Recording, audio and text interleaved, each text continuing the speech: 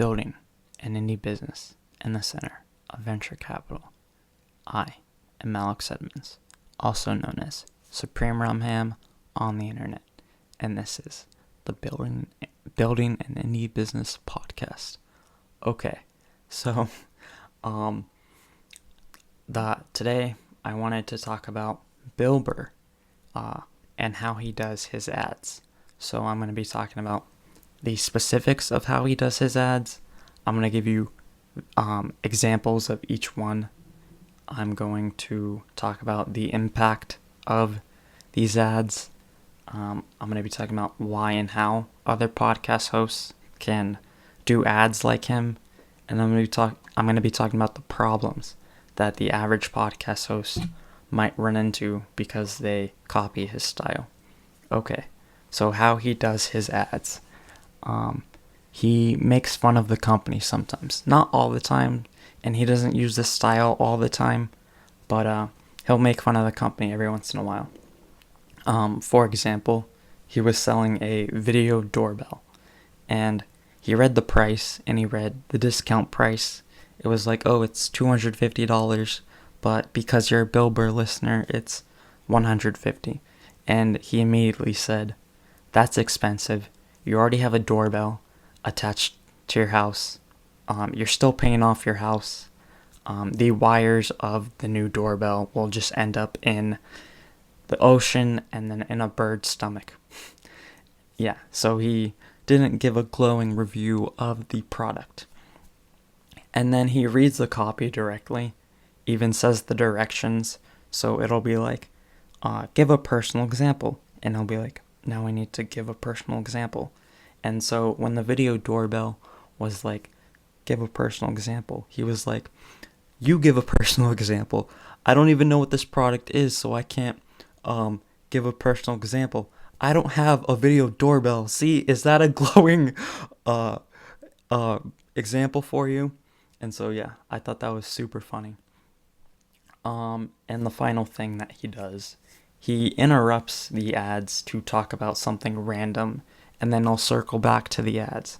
So he didn't do this, but he could have been like, yeah, so video doorbell, blah, blah, blah. You know, my friend has a nice video doorbell, or not video doorbell, a doorbell ring, and I really like that. And so I went to his house one day to watch football, and I rang the doorbell, and I was like, oh, hey, that's nice. Video doorbell, blah, blah, blah. Things like that. That's how he does his ads. So more examples. One time during the holiday season, he was selling berries, and he laughed so hard at the fact that he had used the word fruit, and he kept laughing really hard after he said fruit, and he was like crying laughing. I guess he's just that generation. And so he was like laughing at the word fruit, and then at the end he was like, oh, while he's laughing, he's like, what am I selling? Like, this isn't my audience. It was super funny. And then they kept advertising with him repeatedly. I think maybe 2 years ago, he was selling this ad. I've been listening to this podcast for a long time, maybe 5 years at this point. And so he was like, yeah, you should buy berries for the higher ups at the KKK. They might be interested in this. And then so that was the final straw. They finally stopped advertising with him. It may be in 2018. I have to find out.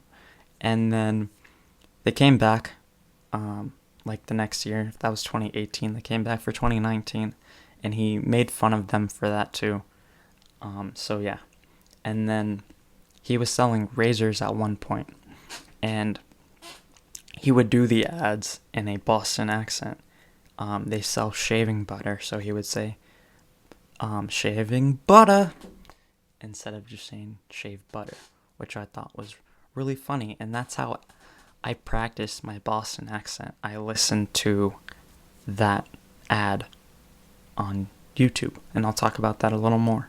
And then so the last example that I have that I thought was really funny is that he was selling sunglasses, and they used the word acetate, and so he didn't know how to pronounce it. He was like, acetate, and then so he Googled the word, and he had Google text to speech, and he repeated it like 5 times.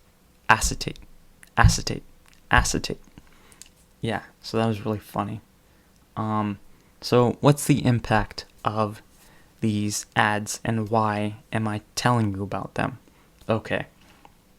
So these ads are very impactful because they're funny and memorable. I came up with these 5 ads just off the top of my head. Oh, there's one more thing. He creates a song for one ad, and someone, yeah, I'll talk about that. So yeah, that's the 5th one. He creates a song for one advertiser. So these ads are impactful because they're funny and memorable. I came up with the 5 off the top of my head. Yeah, so when people want to buy something or buy that product, they'll think, oh, hey, Bill Burr did an ad for that. I can get it for cheaper if I use his code. And that means more sales and more money for the podcast advertiser. Another reason why you should do ads like him is because fans make videos of the ads, and that's free advertising for the brand. So it's more exposure, more people finding out about the brand.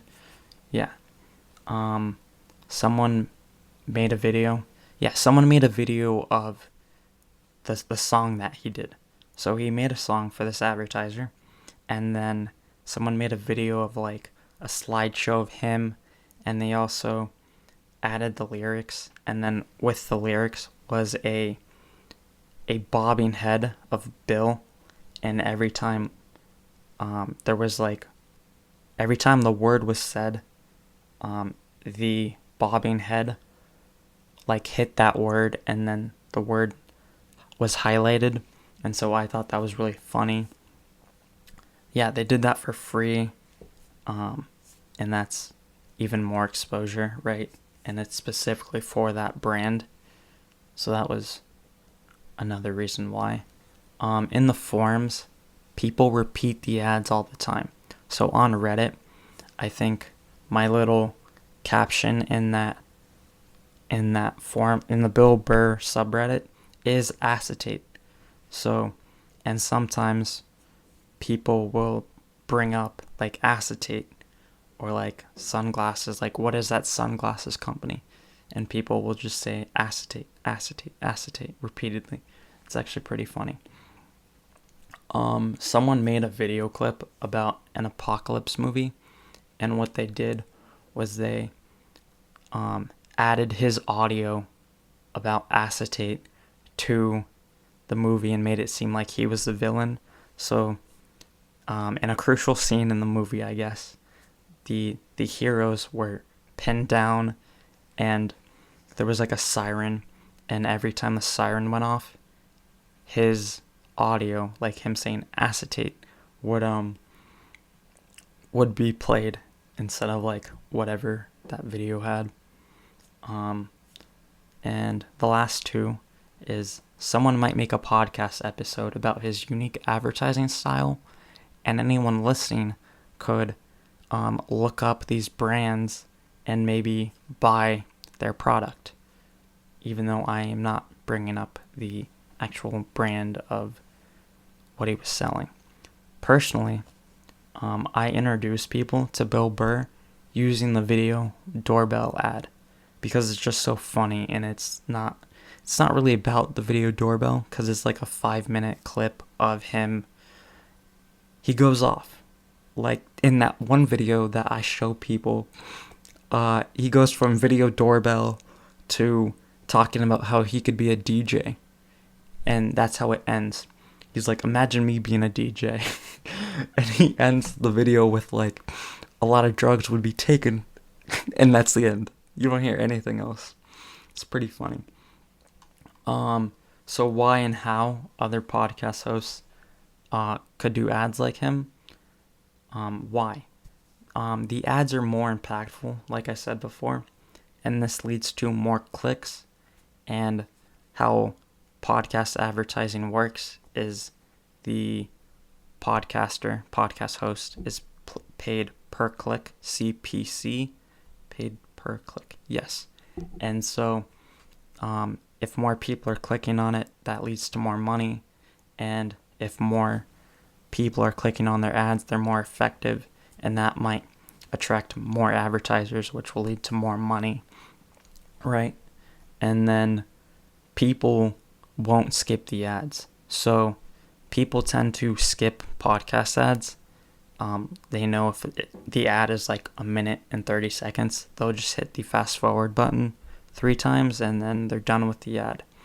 I've seen people say that they don't skip his ads because they expect it to be funny. They're not always funny, but they just want to catch that gem every time they are funny. Okay. The ads might turn into YouTube clips, like listeners might turn the ads into a YouTube clip and then listen. New people might find the YouTube clip and start listening to the podcast, but that's more benefit for the podcast host. Okay, so how can a podcast host do an ad like Bill Burr? So the very first thing they can do is stop reading the copy from the brand and make up their own. So like make up a song for the brand. So there's a famous underwear subscription company, and if they decided to advertise with me, I would just be like, the underwear company finally decided I was worth advertising with.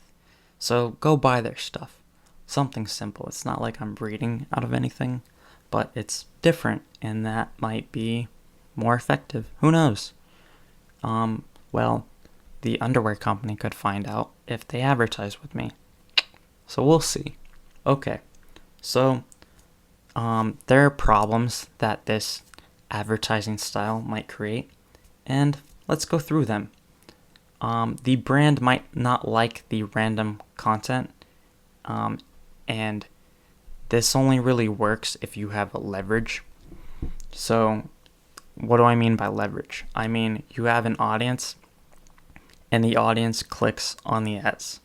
So let's say you have 1,000 listeners, and they're expecting 100 people. That's high, but let's just say 100 people to... The brand is expecting 100 people to click on the ad. If you don't get 100 people, if 50 people click on it with your funny advertisement, then that's a problem. But if 200 people click on the ad, you just got leverage, because now you can do whatever you want to make people laugh, and the brand won't mind because you're getting higher numbers. Yeah. But yeah, that's all I have to say. Just make sure you have leverage if you're going to do it like that. Lose advertisers. Yeah, Bill loses advertisers all the time when he doesn't do a proper ad, and so you also might lose advertisers if you don't do the ad the way they like it. Okay. Future advertisers might not enjoy the ads, and they might not want to advertise with you because they hear the past ads and they don't enjoy that content. Okay. Thank you for listening. Have a nice day. Bye.